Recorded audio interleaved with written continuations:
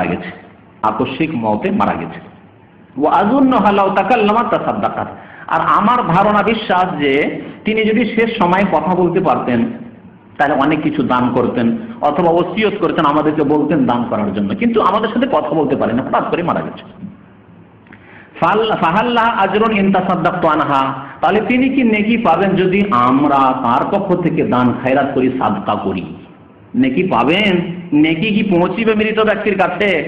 কাল নবী করিম বলেন নাম, হ্যাঁ অবশ্যই নেকি পৌঁছিবে। তাহলে বোঝা গেল যে নিজে যদি দান না করেও যেতে পারে, অন্যরা যদি কোনো মৃত ব্যক্তির পক্ষ থেকে দান করে, ছেলে হোক বা অন্য কেউ হোক, তাহলে ইনশাআল্লাহ তাআলা সেই নেকি পৌঁছিবে। আরেকটি নেকির রাস্তা বলি, শেষ এইটি আরেকটি নেকির রাস্তা, তা হচ্ছে মৃত ব্যক্তির মান্যত যদি থাকে, কোনো মান্যত, তাহলে মান্যত পুরা করা।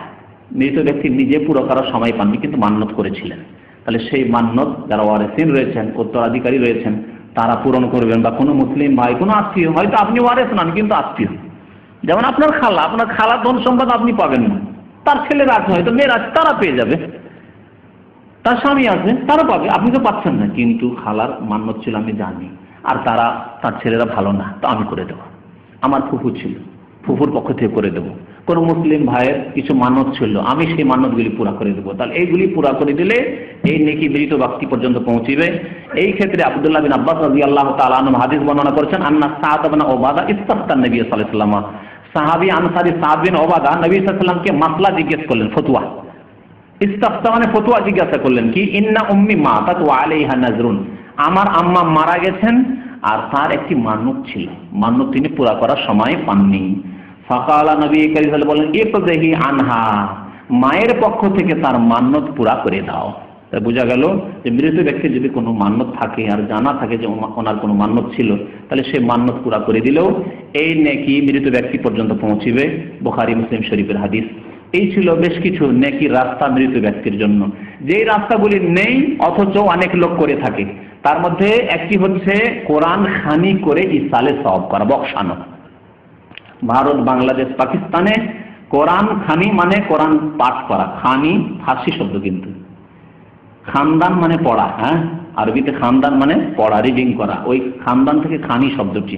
আর এটি এমন ভাবে বাংলা আর উর্দুতে ব্যবহার হয়েছে যে কোরআন খানি ইসালে সওয়াব, ইসাল মানে পৌঁছানো আর সওয়াব মানে নেকি।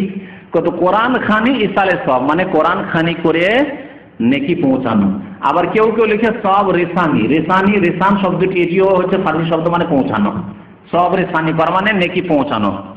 তাহলে কোরআন তেলাওয়াত করলেন নিজে, অথবা কিছু হাফেজ হুজুরদেরকে, মৌলভী সাহেবদেরকে নিয়ে আসলেন আর তাদেরকে ঠিকা দিয়ে দিলেন যে আপনারা কোরআন তেলাওয়াত করেন, সন্ধ্যা সারাদিন খুব ভালো ভালো খাবার খাওয়াবেন, আর সন্ধ্যাবেলা সবাই মিলে দান খায়রাত করবেন, আর সেই দানগুলি সব নিয়ে যাবে হুজুররা।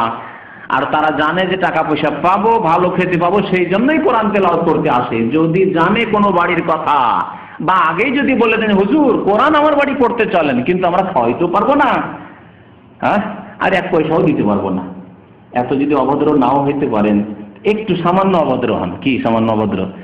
যে হুজুর খাওয়া দাওয়া তো দিতে পারবো, কিন্তু টাকা পয়সা দিতে পারবো না, আমরা খাওয়া দাওয়া দেবো কিন্তু টাকা পয়সা ওইসব দিতে পারবো না, আমরা দান খায়রাত করতে পারবো না আপনাদেরকে, কিন্তু আমার বাবার নামে মায়ের নামে কোরআন পড়ে দিতে হবে। আসবে? আসবে?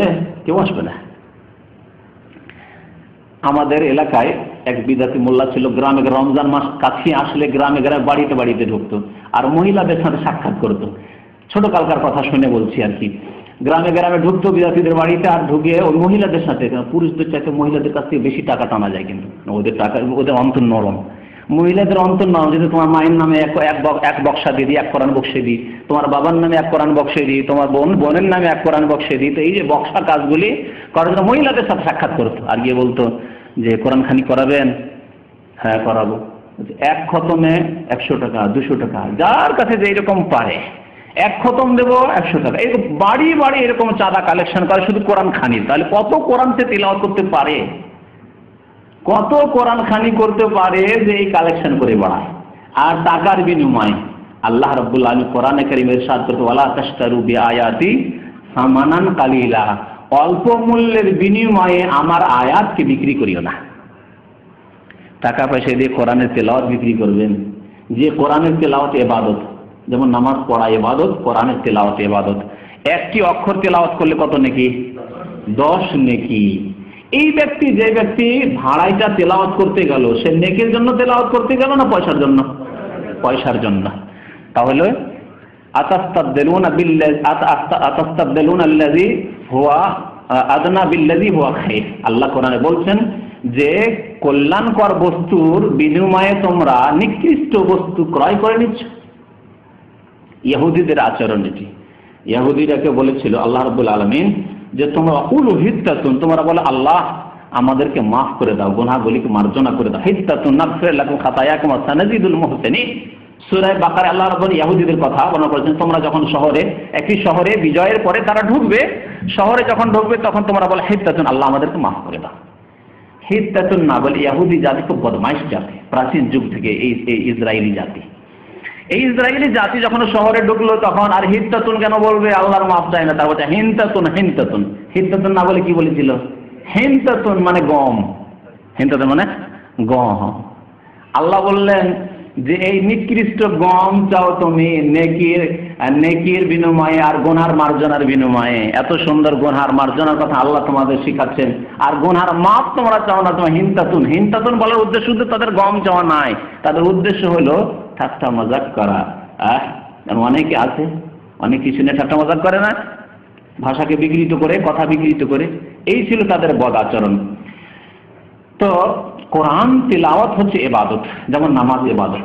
তাহলে ইবাদত করতে হবে আল্লাহর সন্তুষ্টির জন্য এবং নবী করিম সাল্লাল্লাহু আলাইহি ওয়াসাল্লামের তরিকায় করতে হবে। এই যে কোরআন খানি, ভাড়াইটা কোরআনের খানি, হুজুরদেরকে নিয়ে এসে বাড়িতে তেলাওয়াত করা, এটি আল্লাহ সন্তুষ্টির জন্য নয়, নেকির আশায় নয়, পয়সার বিনিময়ে। সুতরাং যেই ব্যক্তি তেলাওয়াতকারী সেও নেকি পাবে না, কারণ সে পয়সার জন্য পড়েছে, তেলাওয়াত করেছে। আর যারা পড়ালো তারাও নবী সাল্লাল্লাহু আলাইহি ওয়াসাল্লামের তরিকায় যেহেতু পড়ায়নি, সুতরাং তারাও নেকি পাবে না। নবী সাল্লাল্লাহু আলাইহি ওয়াসাল্লামের তরিকায় পড়ায়নি। কেমন নবী সাল্লাল্লাহু আলাইহি ওয়াসাল্লামের তরিকায় পড়ায়নি? বুঝবেন এই কথাটি? বুঝেন ভালো করে, আর একটু ব্যাখ্যা করে বুঝাই। সংক্ষেপে বুঝাইলে অনেক সময় বুঝতে পারবেন না। নবী করিম সাল্লাল্লাহু আলাইহি ওয়াসাল্লামের সামনে তার বিবি মারা গেছেন, খাদিজা রাদিয়াল্লাহু তাআলা আনহা, গেছেন না? আরো অন্য বিবিরাও মারা গেছেন, বিশেষ করে প্রথম বিবি খাদিজা রাদিয়াল্লাহু তাআলা আনহা। নবী সাল্লাল্লাহু আলাইহি ওয়াসাল্লাম বলেছেন যে খাদিজার এত বেশি অবদান রয়েছে, আয়েশাকে এত বেশি ভালোবাসলেও খাদিজার কথা যখন তখন আয়েশা রাদিয়াল্লাহু তাআলা আনহার সামনে নবী সাল্লাল্লাহু আলাইহি ওয়াসাল্লাম উল্লেখ করতেন। নবী সাল্লাল্লাহু আলাইহি ওয়াসাল্লামের জীবদ্দশায় তার 4টি মেয়ের 3টি মারা গেছেন। যায়েনব রাদিয়াল্লাহু আনহা মারা গেছেন, উম্মে কুলসুম রাদিয়াল্লাহু আনহা মারা গেছেন, রুকাইয়া রাদিয়াল্লাহু তাআলা মারা গেছেন কিনা? নবী করিম সাল্লাল্লাহু আলাইহি ওয়াসাল্লাম তাদের কারো জন্য, ছেলেগুলি তো নাবালক অবস্থায় মারা গেছেন, আরো সাহাবী আপনজন আত্মীয় স্বজন অনেকেই মারা গেছেন। আপন চাচা অত্যন্ত প্রিয়জন তিনি সাইয়্যিদুশ শুহাদা, শহীদদের নেতা হামজা রাদিয়াল্লাহু তাআলা আনহু শহীদ হয়েছেন কিনা?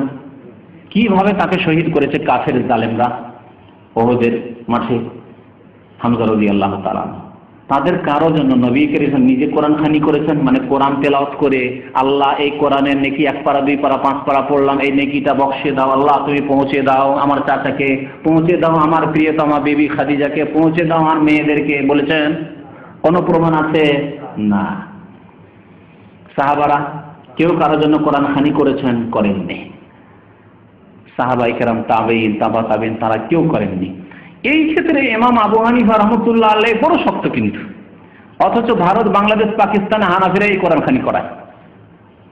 ইমাম আবু হানিফা রাহমাতুল্লাহ আলাইহির ফতোয়া খুব শক্ত। তিনি বলছেন এইরকম ভাড়া করে কোরআন পড়লে যে ব্যক্তি কোরআন পড়বে সেও নেকি পাবে না, যে কথাটি আমি বললাম, আর যার জন্য পড়া হবে সেও নেকি পাবে না। কারণ যে কোরআন পড়েছে সে পয়সার জন্য পড়েছে ভাড়াই এসে, আর যার জন্য পড়া হয়েছে এই জন্য নেকি পাবে না, যে এটি নবী সাল্লাল্লাহু আলাইহি ওয়াসাল্লামের তরিকা নাই। মৃত ব্যক্তিকে নেকি পৌঁছানোর জন্য নবী করিম সাল্লাল্লাহু আলাইহি ওয়াসাল্লাম দৈহিক ইবাদত করেননি, যেমন নামাজ পড়েননি তেমন কোরআনও তেলাওয়াত করেননি। একটি কথা বললাম যে দৈহিক ইবাদত, দৈহিক ইবাদত দিয়ে মৃত ব্যক্তিকে নেকি পৌঁছানোর প্রমাণ নেই।